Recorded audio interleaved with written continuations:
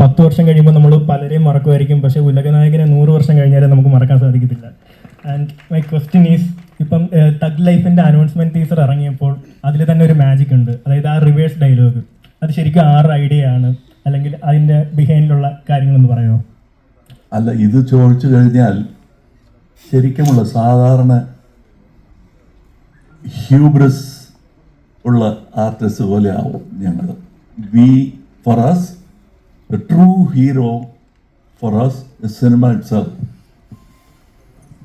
So ബാക്കിയെല്ലാം supporting artist ആണ്, including the lead role man.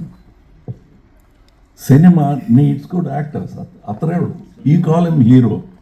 Who's a hero? Today we call somebody a hero. Tomorrow we realize he's a villain in any field. So that's what it is. And I hope you remember me for another 100 years without any negative comments. Then it will be a good life. Sir, ഞങ്ങളുടെ ജോജി ചേട്ടനെ അങ്ങോട്ട് എടുത്തിരിക്കുകയാണ്.